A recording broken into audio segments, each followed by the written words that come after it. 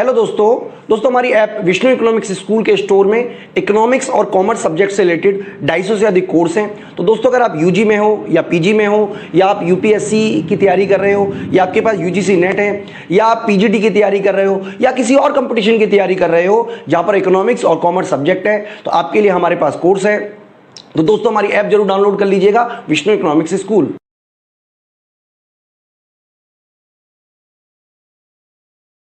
दोस्तों इस वीडियो में हम बात करेंगे 2018 का क्वेश्चन पेपर है जो कि उत्तराखंड पीजीटी इकोनॉमिक्स में आया है, उसके बारे में। तो ये तीसरी वीडियो है इस पूरे के पूरे पेपर पर, क्योंकि हम 20 क्वेश्चंस की हमने दो वीडियो बनाई हुई हैं ऑलरेडी। तो ये तीसरी वीडियो है जिसमें हम आपको क्वेश्चन नंबर 41 से लेके 60 तक सारे के सारे क्वेश्चन सॉल्व करेंगे। तो बच्चों आप इस वीडियो को लाइक और चैनल को सब्सक्राइब जरूर करें।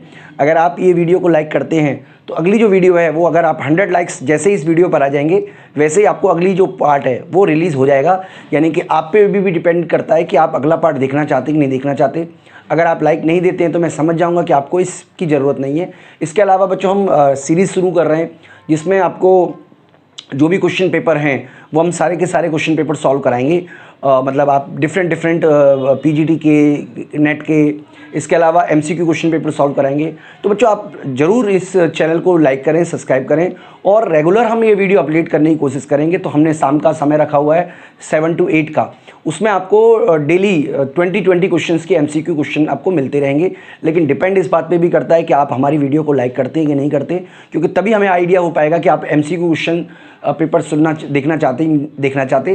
तो 100 लाइक का टारगेट हमने रखा हुआ है। जैसे 100 लाइक होंगे नेक्स्ट 7 to 8 में आपको अगला 20 एमसीक्यू का क्वेश्चन पेपर आपको मिल जाएगा। तो बच्चों ये हम सॉल्व करा रहे हैं आप बच्चों को क्वेश्चन नंबर 41 के बारे में। तो देखिए क्वेश्चन नंबर 41 में आपसे क्या कह रहा है, निम्नलिखित में से कौन सा से के बाजार नियम की मान्यता है। देखिए से का बाजार नियम क्या कहता है, से का बाजार नियम कहता है कि जो वस्तु है वो अपनी मांग अपनी पूर्ति अपनी मांग स्वयं सर्जित कर लेती है। ये से का बाजार नियम है। तो जब हम से का बाजार नियम पढ़ते हैं तो पूर्ण प्रतियोगिता की मान्यता है, इसके अलावा दीर्घकाल की भी मान्यता है, संग्रह का अभाव की भी मान्यता है। यानी कि किसी भी, क्योंकि जो अगर आप क्लासिकल मॉडल को पढ़ो, क्योंकि से भी क्लासिकल अर्थशास्त्री रहे, अगर आप क्लासिकल मॉडल को पढ़ो तो क्लासिकल मॉडल में जो पूर्ण प्रतियोगिता है वो मान्यता लेके चली है।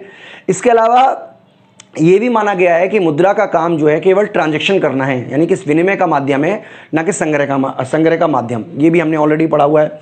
इसके अलावा केंज का जो विचार है वो अल्पकाल का है, लेकिन जो परंपरावादी रोजगार दृष्टिकोण है वो दीर्घकालीन विचारधारा है। लेकिन परंपरावादी हो या केंजियन हो, दोनों के दोनों जो मॉडल हैं वो क्लोज इकोनॉमी पर बेस्ड हैं। तो बच्चों यहाँ पे आपको जो लिखा हुआ है खुली अर्थव्यवस्था, यानी कि 41 का बी, वो गलत है, क्योंकि केंज ने या परंपरावादी अर्थशास्त्रियों ने कभी भी ओपन इकोनॉमी का समर्थन नहीं किया। बाद में जाके अर्थशास्त्रियों ने जो न्यू क्लासिकल मॉडल हैं या मुंडेल फ्लेमिंग ने बाद में ओपन इकोनॉमी में कैसे एम्प्लॉयमेंट डिटरमाइन होता है उसके बारे में बात किया। लेकिन से के बाजार नियम में खुली अर्थव्यवस्था जो है वही गलत पॉइंट आना जाएगा, यानी कि 41 का जो बी है वो इस हिसाब से सही ऑप्शन कहा जा सकता है। इसके अलावा 42 में आपसे क्या कह रहा है वो आप देख लीजिए एक बार, कि किसी देश के भुगतान संतुलन उसके निवासियों एवं शेष विश्व के निवासियों के बीच दी गई अवधि में पूर्ण किए गए समस्त आर्थिक लेन देन का एक व्यवस्थित विवरण या लेखा है। तो बच्चों ये जो कथन है ये क्रॉस का है, आप नाम याद रखिएगा 42 का ए क्रॉस, ठीक है जी। इसके अलावा 43 की बात कर देते हैं। 43 कह रहा है कि लोचशील विनिमय दरों को वस्तुओं की मांग और पूर्ति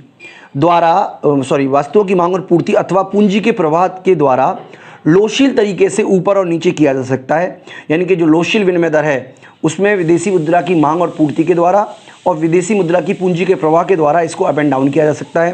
तो बच्चों ये जो विचार है ये सैमुएल्सन का है, 43 का ए ऑप्शन माना जाएगा बच्चों। 44 की बात करें तो दो मुद्राओं के बीच विनिमय दर आवश्यक रूप से उन मुद्राओं की आंतरिक क्रय शक्ति के भागफल पर निर्भर करती है। तो बच्चों ये तो गुस्ताव कैलेस का थ्योरी है और ये हमने अपनी ऐप में जो कोर्स बनाया उसमें डाली हुई है गुस्ताव कैलेस की थ्योरी। तो 44 का जो बी पॉइंट है वो बिल्कुल सही माना जाएगा। बात करते हैं बच्चों 45 की, तो निम्नलिखित में से किस अर्थशास्त्री ने राष्ट्रीय आय लेखांकन की अवधारणा का विकसित किया? राष्ट्रीय आय लेखा, नेशनल इनकम अकाउंट। तो बच्चों मैं आपको बता देता हूं कि बहुत ही मतलब इंटरनेट पर अगर आप देखोगे तो काफ़ी कंफ्यूजिंग है, लेकिन अगर हम बात करें इंडिया में, तो इंडिया में जो है दादाभाई नौरोजी और विश्व में सर विलियम पेटी ने सर्वप्रथम जो है वो राष्ट्रीय आय की लेखा अवधारणा का विकसित किया। तो आप याद रखिएगा सर विलियम पेटी इसका आंसर है। 45 का ए आंसर है, बिल्कुल सही माना जाएगा। इसके अलावा जब राष्ट्रीय आय चालू कीमतों पर व्यक्त की जाती है, देखिए दो तरीके की राष्ट्रीय आय, एक तो होती है वास्तविक राष्ट्रीय आय। वास्तविक राष्ट्रीय आय, वास्तविक राष्ट्रीय आय का मतलब है कि आप कीमत लोगे बेस ईयर की, लेकिन क्वांटिटी लोगे करेंट ईयर की। और मौद्रिक राष्ट्रीय आय भी कहते हैं, मौद्रिक राष्ट्रीय आय। इसका मतलब क्या है बेटा? इसका मतलब है कि क्वांटिटी लोगे, प्राइस लोगे करंट ईयर का, और क्वांटिटी भी लोगे करंट ईयर की, ये इसका बेस मतलब है। तो अगर हम इस तरीके से देखें तो जब राष्ट्रीय आय को चालू कीमतों पे निकाला जाता है, जब राष्ट्रीय आय को चालू कीमतों पे निकाला जाता है, इसको मौद्रिक राष्ट्रीय आय भी कहते हैं, जिसको द्रविक आय या काल्पनिक आय भी आप कह सकते हो, एक ही बात है, क्योंकि ये वास्तविक तो है ही नहीं। तो इसका मतलब 46 का बी ऑप्शन बिल्कुल सही माना जाएगा। तो 46 का बी हम कर देते हैं। इसके अलावा निम्नलिखित में से एक सकल राष्ट्रीय उत्पाद के आकलन में सम्मिलित नहीं करते। बच्चों देखिए, जब आप सकल राष्ट्रीय उत्पाद निकालते हो आय विधि से, ठीक है जी, तो आपको लाभ को शामिल करना पड़ता है। आपको याद होगा लाभ के 3 हिस्से होते हैं, एक निगम कर होता है, एक अवतरित लाभ होता है, और एक होता है लाभांश। ये लाभ के ही हिस्से हैं। तो यहां पर बच्चों ये है 47 में ए दिया है निगम आयकर, यानी कि निगम आयकर तो शामिल होता है। इसके अलावा सी दिया है अवितरित लाभ, अवितरित लाभ भी शामिल होता है। सामाजिक सुरक्षा अंशदान, मालिकों द्वारा सामाजिक सुरक्षा में अंशदान, ये कर्मचारियों का पारिश्रमिक होता है, और ये आय विधि द्वारा जब राष्ट्रीय आय गणना करते हैं तो ये शामिल होता है। लेकिन हस्तांतरण भुगतान को राष्ट्रीय आय में शामिल नहीं करते। इसका मतलब 47 का जो बी ऑप्शन है वो बिल्कुल सही माना जाएगा। बात करते हैं बच्चों 48 की, कि सकल राष्ट्रीय उत्पाद की व्यय विधि में निम्नलिखित को नहीं जोड़ा जाता। देखिए व्यय विधि से जब हम निकालते हैं तो सी प्लस आई प्लस जी प्लस एनएक्स को हम शामिल करते हैं, लेकिन इसमें हम जब ये निकालते हैं तो क्योंकि ये निकलता है जीडीपी एट एमपी से, इसका जोड़ के जीडीपी एट एमपी निकलता है, ठीक है, ये आप याद रखिएगा, जीडीपी एट एमपी निकलता है। और अब हमें निकालना है सकल राष्ट्रीय उत्पाद, तो सकल राष्ट्रीय उत्पाद भी जीएनपी एट एमपी है, जीएनपी एट एमपी है, सकल राष्ट्रीय उत्पाद होता है जीएनपी एट एमपी, ठीक है। तो इसमें प्लस कर देंगे net factor income from abroad, विदेशों से प्राप्त शुद्ध साधन आय, यानी कि इसमें निजी उपभोग व्यय शामिल है। देखिए ये निजी उपभोग व्यय शामिल है, सकल घरेलू निजी निवेश भी शामिल है, ये देखिए शामिल है, वस्तुओं और सेवाओं पर किया गया सरकारी व्यय भी शामिल है, साथ ही साथ अप्रत्यक्ष कर शामिल नहीं है, कहीं पे भी देखिए इनडायरेक्ट टैक्स शामिल नहीं किया गया है। इसका मतलब 48 का जो सी का ऑप्शन है वो बिल्कुल सही माना जाएगा, इसको हम शामिल नहीं कर रहे हैं। बात करते हैं बच्चों साधन लागत पर शुद्ध घरेलू उत्पाद की। देखिए साधन लागत पर शुद्ध घरेलू उत्पाद को कैसे लिख सकते हैं, NDPFC, ये हमें निकालना है। और ये किसके बराबर होता है? देखिए सबसे पहले मैं आपको बता देता हूं कि इसका मतलब होता है राष्ट्रीय आय का B, NNP@FC, ठीक है जी। तो NNP@FC में से अगर माइनस कर दोगे net factor income from abroad, विदेशों से प्राप्त शुद्ध साधन आय, तो आपका NDP@FC बन जाएगा, जो कि ऑप्शन नंबर बी है। क्योंकि अगर आप, मैं आपको वैसे बता देता हूं, क्योंकि अगर आप कह सकते हो कि साधन लागत पर शुद्ध घरेलू उत्पाद यानी कि NDP@FC होता है, साधन लागत पर यानी कि FC, साधन लागत पर यानी कि फैक्टर कॉस्ट पर शुद्ध नेट डोमेस्टिक प्रोडक्ट, तो NDP@MP तो होता ही नहीं है, इसके अलावा कोई और होता नहीं है। तो 49 का जो बी ऑप्शन है वो भी बिल्कुल सही माना जाएगा। 50 क्वेश्चन की बात कर लेते हैं बच्चों। 50 क्वेश्चन में कह रहा है कि साधन लागत पर सकल घरेलू उत्पाद, देखिए GDP साधन लागत पर, FC पर, और यहां पे हमें दिया हुआ है GDP@MP। मैं आपको बता देता हूं, देखिए अगर आपको मार्केट प्राइस से फैक्टर कॉस्ट को निकालना है तो हमने ऑलरेडी बताया हुआ है बच्चों, आप देख लीजिएगा। मार्केट प्राइस से फैक्टर कॉस्ट को निकालने के लिए माइनस करना पड़ता है net indirect tax. Net indirect tax का मतलब अप्रत्यक्ष कर माइनस आर्थिक सहायता।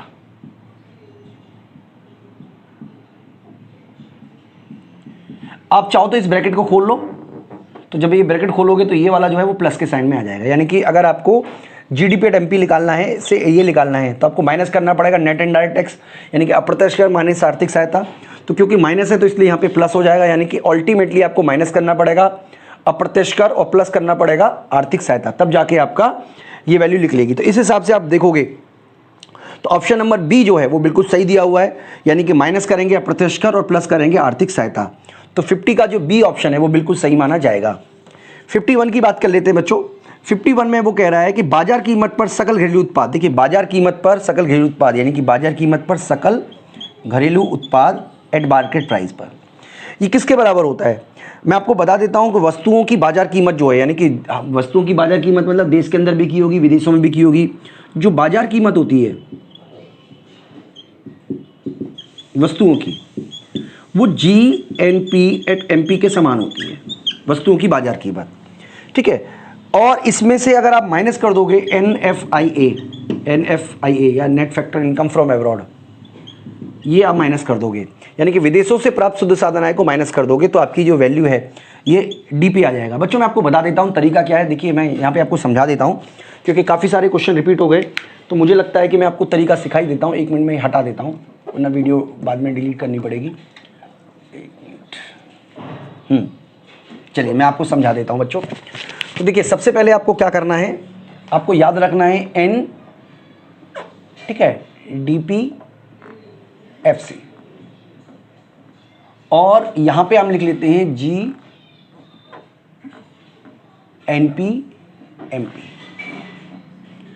तो यहां से यहां पे जाना हो तो प्लस कर देते हैं CFC, यहां पे प्लस कर देते हैं NFIA, और इस तरफ जाने के लिए प्लस कर देते हैं नेट इनडायरेक्ट टैक्स। यानी कि इस तरफ जाने के लिए माइनस कर देंगे नेट इनडायरेक्ट टैक्स, इस तरफ जाने के लिए माइनस कर देंगे NFIA, और इस तरफ जाने के लिए माइनस कर देंगे CFC। तो बच्चों ये रूल है, क्योंकि आप MP से, देखिए आप MP से आपको NP से DP पे जाना है, यानी कि NP ये रहा, तो NP से DP पे जाने के लिए माइनस कर देंगे NFIA, इसलिए हमने यहाँ पे माइनस कर दिया है। उसी तरीके से आप देखिए ये MP है और ये भी MP है, तो MP से जब आप FC पे जाओगे तो माइनस कर देंगे नेट इनडायरेक्ट टैक्स, देखिए यहाँ हमने माइनस कर दिया नेट इनडायरेक्ट टैक्स, ठीक है, क्योंकि नेट इनडायरेक्ट टैक्स है इसलिए इनडायरेक्ट टैक्स माइनस सब्सिडी है, तो माइनस माइनस प्लस हो गया। उसी तरीके से देखिए यहाँ पे हमारा NP है, ठीक है, NP से इस तरफ जाएंगे तो NP से इस तरफ जाने के लिए माइनस कर दिया NFI। तो यही बच्चों बेसिक रूल है, जो है रूल वो यही है। 52 की बात कर लेते हैं बच्चों। ऑकिन ने जो एक नियम बनाया था, ऑकिन ने बताया है कि अगर जब जैसे जैसे GDP बढ़ती है वैसे वैसे बेरोजगारी में कमी आती है, तो ये बेरोजगारी और GDP के नेगेटिव रिलेशन को बताता है ऑकिन का जो नियम है। यानी कि 52 का जो C ऑप्शन है वो बिल्कुल सही माना जाएगा। अच्छा 51 से हमने आंसर नहीं लिखे, 51 का जो आंसर है वो C है, ठीक है, इस वाले का, और 52 का जो आंसर है वो है हमारा C। 53 पे आ जाते हैं बच्चों। 53 कह रहा है वास्तविक अर्थ में राष्ट्रीय आय का क्या अर्थ है? वास्तविक अर्थ, देखिए वास्तविक राष्ट्रीय आय हमने बताई थी, जब राष्ट्रीय आय को हम चालू कीमतों पे निकालते हैं तो उसको मौद्रिक राष्ट्रीय आय कहते हैं। वास्तविक राष्ट्रीय आय तब कहलाती है जब हम उसे आधार वर्ष की कीमतों पर या स्थिर वर्ष की कीमतों पे निकालते हैं। यानी कि 53 का जो B ऑप्शन है वो बिल्कुल सही माना जाएगा। 54 की बात करें बच्चों तो एक वस्तु की मांग में अनुपातिक परिवर्तन जो है वो कीमत में अनुपातिक परिवर्तन से अधिक है। यानी कि जितना प्रतिशत परिवर्तन कीमत में होता है, मांग में उससे अधिक प्रतिशत परिवर्तन होता है। तो इस स्थिति में जो मांग की लोच होगी वो 1 से ज़्यादा होगी। यानी कि इस अत्यधिक लोचदार मांग जो है 54 का D is the right answer. 55 की बात करें बच्चों, पूरक वस्तु की कीमत में वृद्धि। देखिए पूरक वस्तु की कीमत में वृद्धि होने से क्या होता है, मान लीजिए ये किसी वस्तु का मांग वक्र है और जैसे ही पूरक वस्तु की कीमत में वृद्धि होती है तो इस वस्तु की जो मांग है सेम कीमत पर कम हो जाएगी, इसलिए इस वस्तु का जो मांग वक्र है ये बाईं ओर खिसक जाएगा। यानी कि अंदर की ओर खिसकना अब लिखा हुआ है इसमें 55 का A में अंदर की ओर खिसकना, तो 55 का B में अंदर की ओर खिसकना, तो 55 का B ऑप्शन हम चूज कर लेते हैं। 52 की बात कर रहा है कि GNP और NNP में अंतर बताइए। तो बच्चों मैं बार बार वही बात आ रही है, देखिए मैं फिर से आपको बता देता हूँ। GNP और NNP में क्या अंतर है, तो ये देखिए G से N पे जाने के लिए आपको प्लस करना पड़ेगा घिसावट, या CFC भी कह सकते हो इसको। इसका मतलब यहाँ पे जो है पूंजी की घिसावट 56 का D ऑप्शन ही सबसे सही माना जाएगा। यानी कि GNP और NNP में अंतर जो है वो ना तो अप्रत्यक्ष कर का है, ना प्रत्यक्ष कर का है, ना टिकाऊ वस्तु के उपभोग व्यय का है, केवल पूंजी की घिसावट का ही अंतर है। तो 56 का जो डी ऑप्शन है वो बिल्कुल सही माना जाएगा। बच्चों निम्नलिखित में से किसको मुद्रा कहा जाता है? तो बच्चों मुद्रा तो कुछ भी हो सकता है, ये पेन भी मुद्रा हो सकता है अगर लोग इसे एक्सेप्ट करना स्वीकार कर दें।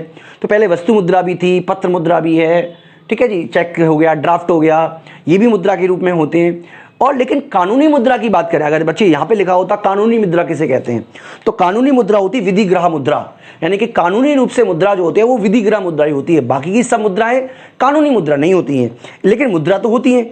इसका मतलब 57 का जो डी ऑप्शन है वो बिल्कुल सही माना जाएगा बाकी के मुकाबले। बच्चों बस 2-3 क्वेश्चन ही बचे हुए हैं। 58 की बात करें तो बच्चों भारत में मुद्रा पूर्ति के सामान्यतः 4 माप हैं। हालांकि अगर आप नई मतलब आप कह सकते हो आरबीआई का न्यू रेगुलेशन देखोगे तो उसमें M0 को भी शामिल किया गया है, M1, M2, M3, M4 की जगह पे, लेकिन फिर भी आप देखोगे तो 4 ही माप है भारत में जिनको मापा गया है। तो 58 का डी देखा जाएगा। सामान्य मुद्रा का अर्थ है, देखिए मुद्रा क्या होती है, मुद्रा, सामान्य मुद्रा का अर्थ है मतलब मुद्रा किसे कहते हैं अगर हम ये बात करें तो देखिए मैं आपको बता देता हूँ।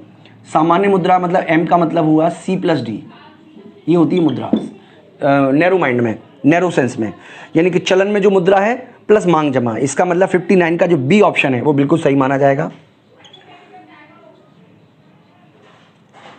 60 की बात करें तो उच्च शक्ति मुद्रा में क्या शामिल है? उच्च शक्ति मुद्रा देखिए हाई पावर मनी होता है। हाई पावर मनी का मतलब होता है C+R।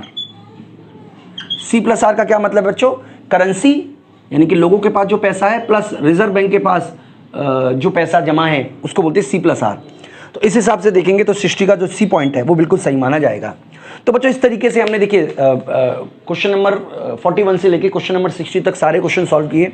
मैं उम्मीद करता हूं कि आपको अच्छी तरीके से समझ में आया भी होगा।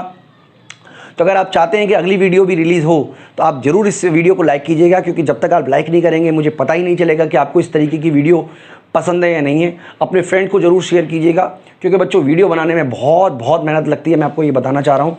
और आप हमारी ऐप भी डाउनलोड कर सकते हैं, विष्णु इकोनॉमिक्स स्कूल। इस वीडियो में इतना ही दोस्तों, थैंक यू।